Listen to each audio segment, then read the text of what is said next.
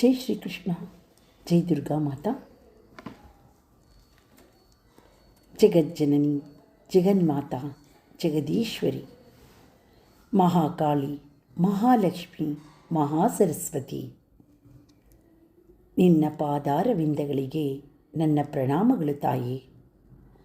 ಜಗತ್ತಿನ ಎಲ್ಲ ಜೀವಿಗಳಿಗೆ ತಾಯಿಯಾಗಿರುವ ಜಗಜ್ಜನನಿ, ರಕ್ಷಕಿಯಾಗಿ ಮತ್ತು ದಿವ್ಯ ಶಕ್ತಿಯ ಕರುಣೆಯ ಮಾತೆಯಾಗಿರುವ ಜಗನ್ಮಾತೆ ದುರ್ಗಾದೇವಿಗೆ ನನ್ನ ಕೋಟಿ ಕೋಟಿ ನಮಸ್ಕಾರಗಳು. ಆತ್ಮೀಯರೇ, ನನ್ನ ಯೂಟ್ಯೂಬ್ ಚಾನಲ್ ಆತ್ಮ ಪರಮಾತ್ಮ ಮುಖಾಂತರ ಇಂದು ನಾನು ಒಂದು ಮಹಾನ್ ಮತ್ತು ಪವಿತ್ರ ಗ್ರಂಥವಾದ ಶ್ರೀ ದುರ್ಗಾ ಸಪ್ತಶತಿಯ ಅಧ್ಯಯನವನ್ನು ಪ್ರಾರಂಭಿಸುತ್ತಿದ್ದೇನೆ. ಶ್ರೀ ದುರ್ಗಾ ಸಪ್ತಶತಿಯು ಹೆಸರೇ ಹೇಳುವಂತೆ ಸಪ್ತ ಅಂದರೆ 7, ಶತಿ ಅಂದರೆ 100. ಸಪ್ತಶತಿ 700 ಪವಿತ್ರ ಶ್ಲೋಕಗಳನ್ನು ಒಳಗೊಂಡಿರುವ ದೇವಿ ಮಹಿಮೆಯ ಮಹಾನ್ ಗ್ರಂಥ ಶ್ರೀ ದುರ್ಗಾ ಸಪ್ತಶತಿ. ಶ್ರೀ ದುರ್ಗಾ ಸಪ್ತಶತಿಯ ಪವಿತ್ರ ಗ್ರಂಥದಲ್ಲಿ ಬ್ರಹ್ಮಾಂಡ ನಾಯಕಿಯಾದ ದುರ್ಗಾದೇವಿಯ ಅಪಾರವಾದ ಶಕ್ತಿಯನ್ನು, ಅವಳ ರೂಪವನ್ನು, ಕೃಪೆಯನ್ನು ಮತ್ತು ಭಕ್ತರ ಮೇಲಿನ ಅವಳ ಕರುಣೆಯನ್ನು ಹಾಗೂ ದುಷ್ಟ ರಾಕ್ಷಸರ ಸಂಹಾರವನ್ನು ಸುಂದರವಾಗಿ ವರ್ಣಿಸಲಾಗಿದೆ. ಈ ಸರಣಿಯಲ್ಲಿ ನಾವು ಶ್ಲೋಕ ಪಠಣವನ್ನು, ಶ್ಲೋಕದ ಅರ್ಥ ಸಾರಾಂಶವನ್ನು, ಭಾವಾರ್ಥಗಳನ್ನು ಸರಳವಾಗಿ ತಿಳಿದುಕೊಳ್ಳುವ ಪ್ರಯತ್ನ ಮಾಡೋಣ. ಆತ್ಮೀಯರೇ, ಅಪಾರವಾದ ವಿದ್ಯೆಯಾಗಲಿ ಬುದ್ಧಿಯಾಗಲಿ ಇರುವ ಜೀವಾತ್ಮ ನಾನಲ್ಲ. ನನ್ನ ಜ್ಞಾನ ಸೀಮಿತವಾದದ್ದು. ಆದರೂ ಜಗನ್ಮಾತೆಯ ಕೃಪೆಯನ್ನು ಆಶ್ರಯಿಸಿ ಆ ದುರ್ಗಾಮಾತೆಯ ಮಹಾಶಕ್ತಿಗೆ ಸಂಪೂರ್ಣ ಶರಣಾಗತಳಾಗಿ ಸನಾತನ ಧರ್ಮದ ಆಧ್ಯಾತ್ಮಿಕದ ಹಾದಿಯಲ್ಲಿ ತಾಯಿ ಜಗನ್ಮಾತೆಯ ಸೇವೆಗೆ ಒಂದು ಚಿಕ್ಕ ಸಂಕಲ್ಪವನ್ನು ಕೈಗೊಂಡಿದ್ದೇನೆ. ತಾಯಿಯ ಆ ದೇವಿಯ ಸೇವೆಯನ್ನು ಪ್ರಾರಂಭಿಸುತ್ತಿದ್ದೇನೆ. ನನ್ನ ಈ ಒಂದು ಸತ್ಕಾರ್ಯದಲ್ಲಿ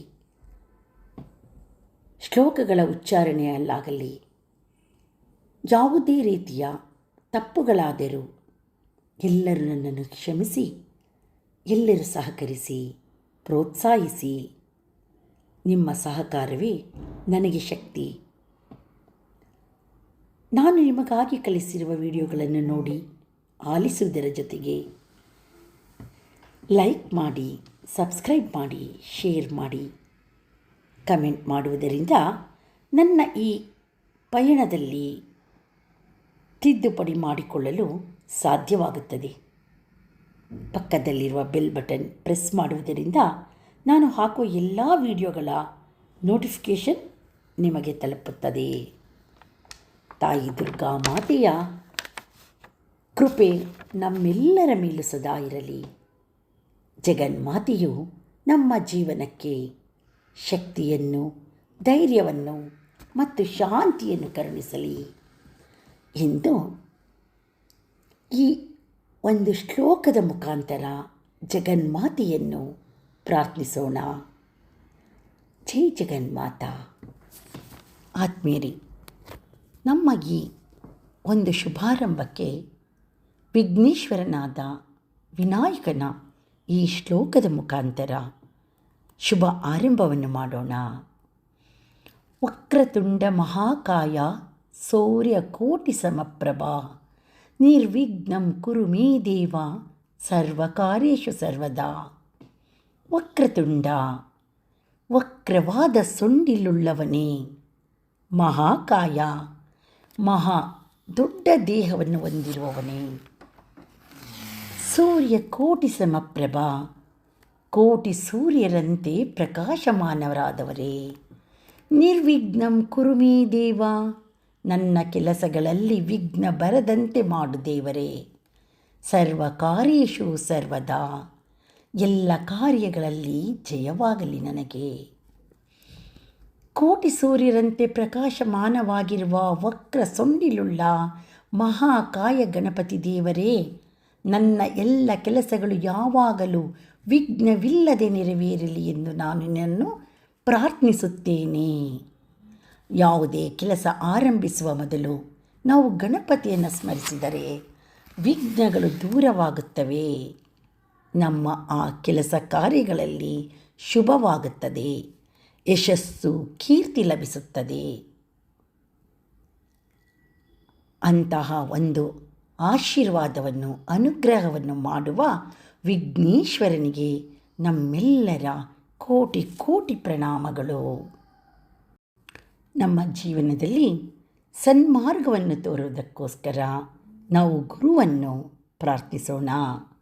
ನಮ್ಮ ಈ ಒಂದು ದೇವಿಯ ಸೇವೆಯ ಸಂಕಲ್ಪಕ್ಕೆ ಗುರುವಿನ ಅನುಗ್ರಹ, ಆಶೀರ್ವಾದವನ್ನು ಬೇಡೋಣ. ಗುರು ಬ್ರಹ್ಮ ಗುರುರ್ವಿಷ್ಣು ಗುರುರ್ದೇವೋ ಮಹೇಶ್ವರ, ಗುರು ಸಾಕ್ಷಾತ್ ಪರಬ್ರಹ್ಮ, ತಸ್ಮೈ ಶ್ರೀ ಗುರುವೇ ನಮಃ. ಗುರು ಬ್ರಹ್ಮ, ಗುರುವು ಬ್ರಹ್ಮನಂತೆ ಜ್ಞಾನವನ್ನು ಸೃಷ್ಟಿಸುವವನು. ಗುರು ವಿಷ್ಣು, ಗುರುವು ವಿಷ್ಣುವಿನಂತೆ ಜ್ಞಾನವನ್ನು ಕಾಪಾಡುವವನು. ಗುರು ದೇವೋ ಮಹೇಶ್ವರ, ಗುರುವು ಶಿವನಂತೆ ಅಜ್ಞಾನವನ್ನು ನಾಶ ಮಾಡುವವನು. ಗುರು ಸಾಕ್ಷಾತ್ ಪರಬ್ರಹ್ಮ, ಗುರುವು ಪರಬ್ರಹ್ಮನ ಸ್ವರೂಪವೇ ಆಗಿದ್ದಾರೆ. ತಸ್ಮೈ ಶ್ರೀ ಗುರುವೇ ನಮಃ. ಅಂತ ಶ್ರೀ ಗುರುವಿಗೆ ನಮಸ್ಕಾರ. ಗುರುವು ಬ್ರಹ್ಮ ವಿಷ್ಣು ಮಹೇಶ್ವರರ ತ್ರಿಮೂರ್ತಿ ಸ್ವರೂಪವಾಗಿದ್ದು, ಅಜ್ಞಾನವನ್ನು ದೂರ ಮಾಡಿ ಜ್ಞಾನವನ್ನು ನೀಡುವ ಪರಬ್ರಹ್ಮ ಸ್ವರೂಪಿ. ಅಂತಹ ಗುರುವಿಗೆ ನಮಸ್ಕಾರಗಳನ್ನು ಸಲ್ಲಿಸೋಣ. ಗುರು ಎಂದರೆ ಜ್ಞಾನ ನೀಡುವ ದೇವರ ರೂಪ.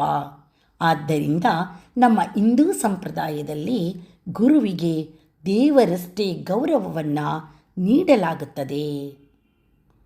ಜೈ ಗುರುದೇವ. ನಾವುಗಳು ಜ್ಞಾನ, ವಿದ್ಯೆ, ಕಲೆಗೋಸ್ಕರ ಸರಸ್ವತಿ ದೇವಿಯನ್ನು ಆರಾಧಿಸುತ್ತೇವೆ.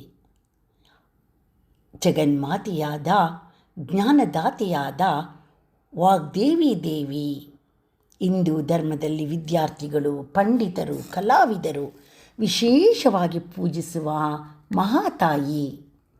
ಆ ಜಗನ್ಮಾತೆಯ ಶ್ಲೋಕವನ್ನು ಪಠಿಸೋಣ.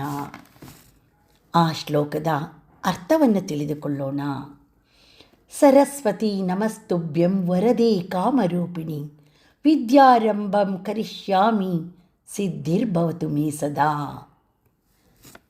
ಸರಸ್ವತಿ ನಮಸ್ತುಭ್ಯಂ, ಓ ಸರಸ್ವತಿ ದೇವಿಯೇ ನಿನಗೆ ನಮಸ್ಕಾರ. ವರದೆ, ವರಗಳನ್ನು ಕೊಡುವವಳು. ಕಾಮರೂಪಿಣಿ, ಭಕ್ತರ ಇಚ್ಛೆಗಳನ್ನು ಪೂರೈಸುವವಳು. ವಿದ್ಯಾರಂಭಂ ಕರಿಷ್ಯಾಮಿ, ನಾನು ವಿದ್ಯೆಯನ್ನು ಆರಂಭಿಸುತ್ತಿದ್ದೇನೆ ತಾಯೇ. ಸಿದ್ಧಿರ್ಭವತು ಮೇ ಸದಾ, ಸದಾ ಯಶಸ್ಸನ್ನು ನೀಡುತ್ತಾಯೇ.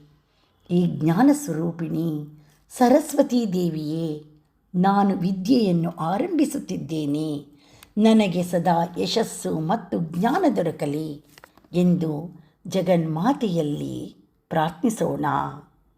ಜ್ಞಾನ, ಕಲೆ, ವಿದ್ಯೆಯನ್ನು ನೀಡುವ ದೇವಿಯೇ ಸರಸ್ವತಿ. ಕೈಯಲ್ಲಿ ವೀಣೆ, ಸಂಗೀತ ಮತ್ತು ಕಲೆಯ ಸಂಕೇತವಾಗಿ ವೀಣೆಯನ್ನು ಹಿಡಿದಿರುವ, ಜ್ಞಾನ ಮತ್ತು ವಿದ್ಯೆಯ ಸಂಕೇತವಾಗಿ ಪುಸ್ತಕವನ್ನು ಹಿಡಿದಿರುವ, ಧ್ಯಾನ ಮತ್ತು ಆತ್ಮಜ್ಞಾನ ಅಕ್ಷಮಾಲೆಯನ್ನು ಹೊಂದಿರುವ, ಸತ್ಯ ಅಸತ್ಯವನ್ನು ಬೇರ್ಪಡಿಸುವ ವಿವೇಕ, ಹಂಸವಾಹನ ರೂಢಳಾಗಿ ಕುಳಿತಿರುವ ಜಗನ್ಮಾತೆ ವಾಗ್ದೇವಿ ಸರಸ್ವತೀ ದೇವಿ, ನಿನಗೆ ನಮಸ್ಕಾರಗಳು ತಾಯೇ. ಜಗನ್ಮಾತೆ, ಯಾ ದೇವಿ ಸರ್ವಭೂತೇಷು ಶಕ್ತಿರೂಪೇಣ ಸಮಸ್ಥಿತ. ಈ ಶ್ಲೋಕವೇ ಹೇಳಿರುವಂತೆ ಸೃಷ್ಟಿಯ ಮೂಲಭೂತ ಶಕ್ತಿಯು ಯಾರು? ಜಗನ್ಮಾತೆ. ಮಾನವ ಪ್ರಕೃತಿ ಪ್ರತಿ ಜೀವಿಯಲ್ಲಿಯೂ, ಪ್ರತಿ ವಸ್ತುವಿನಲ್ಲಿಯೂ ಶಕ್ತಿಯಾಗಿ ವಾಸಿಸುತ್ತಾಳೆ ತಾಯಿ ಜಗನ್ಮಾತೆ. ದೇವಿ ಮಾತ್ರವೇ ಶಕ್ತಿಯಲ್ಲ, ಎಲ್ಲ ದಿವ್ಯ ಶಕ್ತಿಗಳು ಸೇರಿ ದೇವಿ. ಶಕ್ತಿಯೇ ದೇವಿ. ಸೃಷ್ಟಿ ಮಾಡುವವನು ಬ್ರಹ್ಮನಾಗಿದ್ದರೂ, ಸ್ಥಿತಿಕಾರಕನು ವಿಷ್ಣುವಾಗಿದ್ದರೂ, ಲಯಕಾರಕನು ಶಿವನಾಗಿದ್ದರೂ, ಇವರೆಲ್ಲರಿಗೂ ಶಕ್ತಿ ಪ್ರದಾಯಕಳು ಯಾರು? ಚೈತನ್ಯದಾಯಕಳು ಯಾರು? ಮಹಾಶಕ್ತಿ, ಮಹಾದೇವಿ, ಆದಿಪರಾಶಕ್ತಿ. ಈ ಸೃಷ್ಟಿಯ ಮೂಲ ಶಕ್ತಿಯೇ ಸ್ತ್ರೀತತ್ವ, ಅದೇ ಆದಿಪರಾಶಕ್ತಿ. ಬ್ರಹ್ಮಾಂಡ ನಾಯಕಿ, ಜಗದ್ರಕ್ಷಕಿಯಾದ ಆ ದುರ್ಗಾಮಾತೆಯನ್ನು ಪ್ರಾರ್ಥಿಸೋಣ. ನಮಸ್ತೆ ಶರಣ್ಯೇ ಶಿವೆ ಸಾನುಕಂಪೆ, ನಮಸ್ತೆ ಜಗದ್ವ್ಯಾಪಿಕೆ ವಿಶ್ವರೂಪೇ, ನಮಸ್ತೆ ಜಗದ್ವಂದ್ಯ ಪಾದಾರವಿಂದೆ,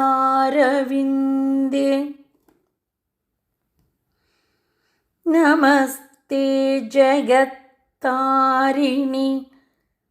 ತ್ರಾಹಿ ದುರ್ಗೆ.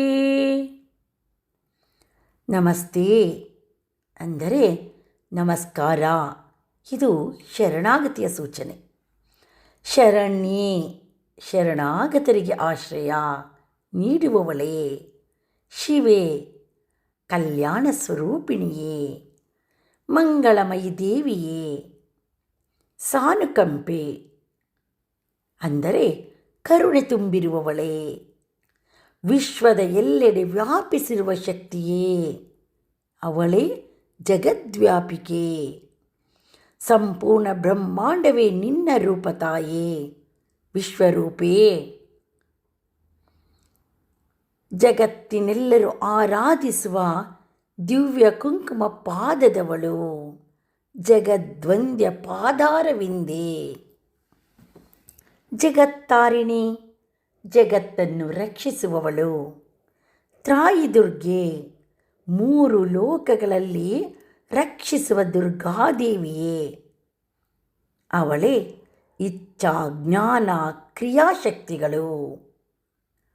ಓ ದುರ್ಗಾಮಾತಾ, ನಿನ್ನಲ್ಲಿ ಶರಣಾಗತರಿಗೆ ನೀನೇ ಆಶ್ರಯ. ನೀನು ಮಂಗಳಮಯಿ, ದಯಾಮಯಿ. ನೀನು ಸಂಪೂರ್ಣ ಜಗತ್ತನ್ನೇ ಆವರಿಸಿರುವ ಶಕ್ತಿ ತಾಯೇ. ಸಕಲ ಲೋಕವು ಆರಾಧಿಸುವ ನಿನ್ನ ಪಾದಾರವಿಂದಗಳಿಗೆ ಕೋಟಿ ಕೋಟಿ ಪ್ರಣಾಮಗಳು ತಾಯೇ. ಜಗನ್ಮಾತೆ, ಜನನ ಮರಣ ಅನ್ನುವ ಸಮುದ್ರವನ್ನು ದಾಟಿಸಿ ರಕ್ಷಿಸುವ ಮಹಾ ತಾಯಿ ನೀನು. ಇಚ್ಛಾ ಜ್ಞಾನ ಕ್ರಿಯಾಶಕ್ತಿ ರೂಪದಲ್ಲಿ ನಮ್ಮನ್ನು ಕಾಪಾಡು. ಈ ಶ್ಲೋಕದಲ್ಲಿ ಭಕ್ತನು ಪೂರ್ಣ ಶರಣಾಗತ ಭಾವವನ್ನು ವ್ಯಕ್ತಪಡಿಸ್ತಾನೆ. ಜಗತ್ತಿನೆಲ್ಲೆಡೆ ವ್ಯಾಪಿಸಿರುವ ಪರಮಶಕ್ತಿಯವಳು, ಮೂಲ ಕಾರಣಳು ಅವಳು, ಮೂಲ ರಕ್ಷಕಳು ಅವಳು, ಮೂಲ ದಯಾಮೂರ್ತಿಯು ಅವಳು. ಅವಳೇ ಜಗನ್ಮಾತೆ. ನಾವುಗಳೆಲ್ಲರೂ ಶರಣಾಗತಿಯಲ್ಲಿ ಹೇಳುವುದೇನು? ಅಮ್ಮ, ತಾಯೇ, ಜಗನ್ಮಾತೆ, ನಾನು ಏನೂ ಅಲ್ಲ, ನೀನೇ ಇಲ್ಲ. ನಿನ್ನ ದಯೆಯಿಂದಲೇ ನಮ್ಮ ಜೀವನ ಸಾಗುತ್ತದೆ. ನಿನ್ನ ಪಾದಾರವಿಂದದ ಆಶ್ರಯ ಇದ್ದರೆ ಯಾವ ದುರ್ಗತವೂ ಹತ್ತುವುದಿಲ್ಲ ತಾಯೇ. ಭಯ, ಸಂಕಟ, ದುಃಖಗಳು ಕರಗಿ ಹೋಗುತ್ತವೆ. ಇಚ್ಛಾ, ಸಂಕಲ್ಪ, ಜ್ಞಾನ, ಸ್ಪಷ್ಟತೆ, ಕ್ರಿಯಾಶಕ್ತಿ ನಮ್ಮೆಲ್ಲರ ಜೀವನದಲ್ಲಿ ಹರಿದು ಬರುತ್ತದೆ. ಜಗನ್ಮಾತಾ, ಜಗದೀಶ್ವರಿ, ಅಂತಹ ಮಹಾ ತಾಯಿಯಾದ ನಿನಗೆ, ಮಹಾಶಕ್ತಿಯಾದ ನಿನಗೆ ನನ್ನ ಹೃದಯಪೂರ್ವಕವಾದ ಪ್ರಣಾಮಗಳು ತಾಯಿ.